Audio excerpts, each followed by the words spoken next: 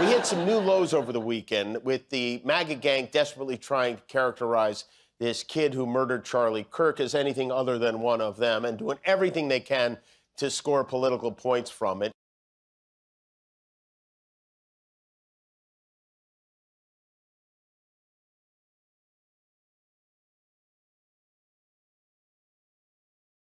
We were just about to walk in. Interestingly enough, they waited to pull the plug on this right as the studio audience was about to walk in. It wasn't like this morning or last night. They waited for everyone to come in to work today,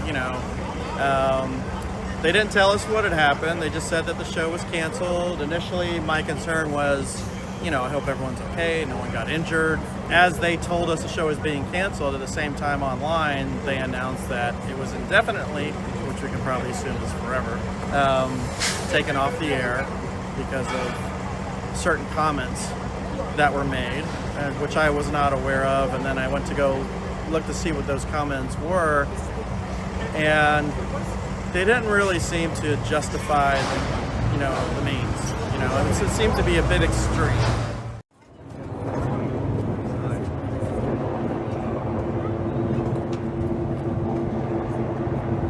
Now is the time to get together. Now is the time to find people that are just like you, who feel the same, and join with them and drag them along tomorrow, 4:30, right here. Be in protest, standing with Jimmy Kimmel. Jimmy Kimmel, and go after anybody that is opposing them.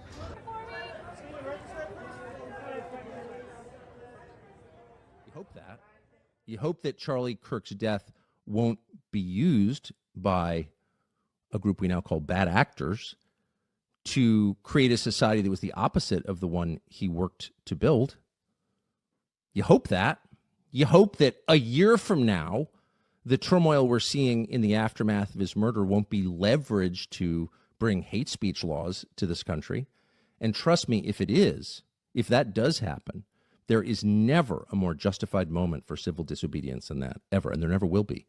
Because if they can tell you what to say, they're telling you what to think. There is nothing they can't do to you because they don't consider you human.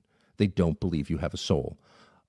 A human being with a soul, a free man, has a right to say what he believes, not to hurt other people, but to express his view. Basically means is to change the perception of reality of every American to such an extent that despite of the abundance of information, no one is able to come to sensible conclusions in the interests of defending themselves, their families, their community, and their country. It's a great brainwashing process which goes very slow, and it's divided in four basic stages. The first one being demoralization. It takes from 15 to 20 years to demoralize a nation. Why that many years? Because this is the minimum number of years which requires to educate one generation of students in the country of your enemy, exposed to the ideology of the enemy. In other words, Marxism-Leninism ideology is being pumped into the soft heads of at least 3 generations of American students without being challenged or counterbalanced by the basic values of Americanism, American patriotism. The result you can see. Most of the people who graduated in the 60s, dropouts or half-baked intellectuals, are now occupying the positions of power in the government, civil service, business, mass media, educational system. You are stuck with them. You cannot get rid of them. They are contaminated. They are programmed to think and react to certain stimuli in a certain pattern. You cannot change their mind, even if you expose them to authentic information. Even if you prove that white is white and black is black, you still cannot change the basic perception and the logic of behavior. In other words, these people, the process of demoralization is complete and irreversible. To get rid of society of these people, you need another 20 or 15 years to educate a new generation. It ain't illegal yet, but they working on it.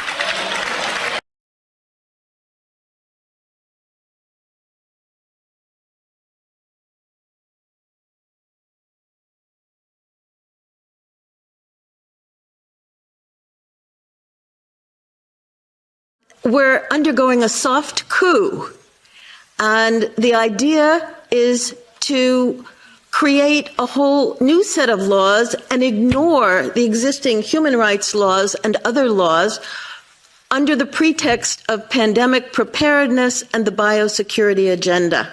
The WHO is developing through all its nations, but with the WHO Directorate in the United States in charge, a pandemic treaty and amendments to the existing international health regulations that will remove the human rights protections currently embedded in the IHRs, will enforce surveillance, censorship, get rid of freedom of speech, require governments to censor and only push a single narrative.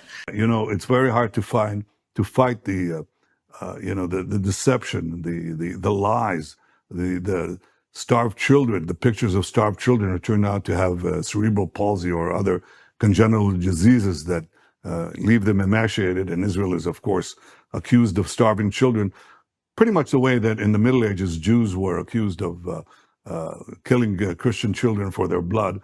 So, you know, what do you do against the lie that circles the earth 10 times before the truth has a chance to emerge? You have to shorten the war as speedily as possible. And frankly, we also have to do something about the algorithms and the social networks. This is a big challenge. I don't want to dismiss it. TikTok's new hate speech manager is ex-Israeli Forces instructor Erica Mindell. Her role will include focusing on moderating anti-Semitic content. Mindell previously served as an Armored Corps instructor for the Israeli Forces, who are currently waging a genocidal war on Palestine's Gaza. The hire comes after a high-level convening last year led by the Anti-Defamation League, a Jewish organization criticized for smearing pro-Palestinian advocacy as anti-Semitism. Mindell also worked closely with Deborah Lipstadt, a former U.S. ambassador whose job was to monitor and combat what the U.S. deemed anti-Semitism. Lipstadt is an avid supporter of Israel and is known for equating criticism of Israel with anti-Semitism. Mindell's appointment has sparked intense backlash, with concerns that pro-Palestinian TikTokers will be silenced under her watch. You've got all these conspiracy theorists online going on and on about how, you know, if you try and say anything, if you try and do anything against Jews, they're going to come after you. They're going to come after you and they're going to destroy you and take away your business, and therefore you have to be really, really scared. And it's kind of starting to become true. And I love that. I love it. I find it absolutely amazing. If your Texas house was destroyed by Hurricane Harvey, you can get emergency funds unless you support the boycott of Israel. I'm not joking. 21 U.S. states have passed similar laws, which ban state funds going to people or businesses who choose to boycott Israel, a country which a recent UN report has labeled an apartheid regime. But America was born on boycotting. Remember Britain, taxes, tea, ring a bell?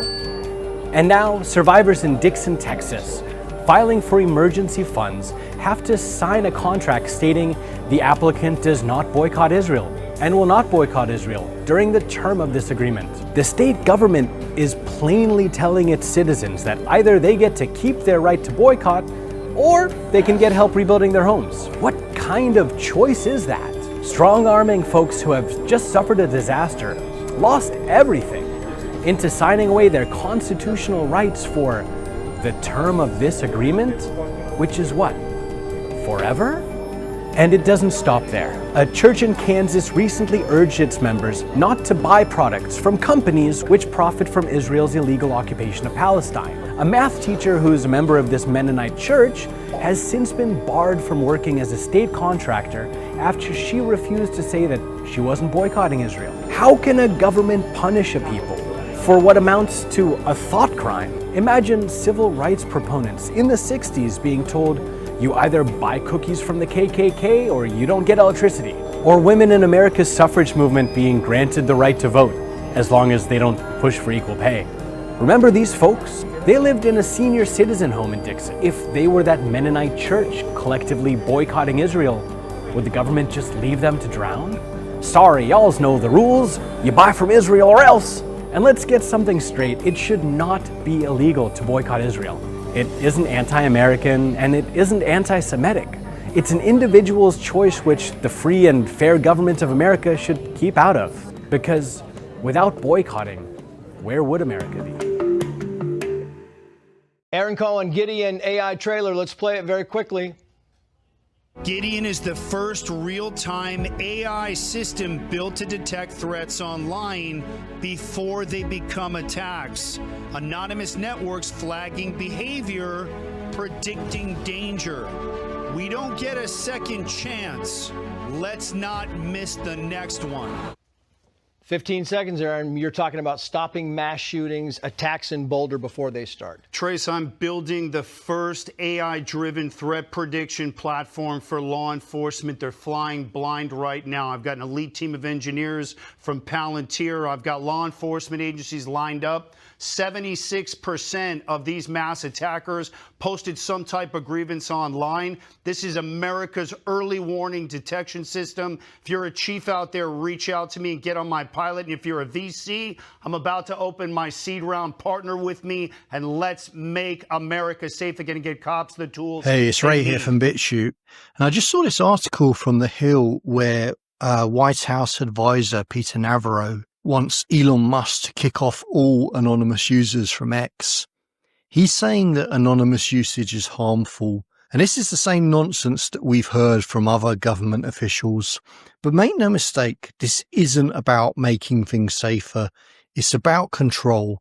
Taking away anonymous usage gives governments and big corporations crazy power to surveil, bully, and silence people. And without the ability to use accounts anonymously, the conversations that keep society healthy don't happen. Whistleblowers go quiet. People who've been abused can't speak up. And those brave enough to call out injustice get shut down. Navarro should know the Federalist Papers were written under pseudonyms. Benjamin Franklin used pseudonyms to speak truth to power. Your right to use the internet anonymously is not some threat. It's crucial to everyone's freedom. Don't let any government or anyone tell you otherwise. Think! It ain't illegal yet. But they working on it.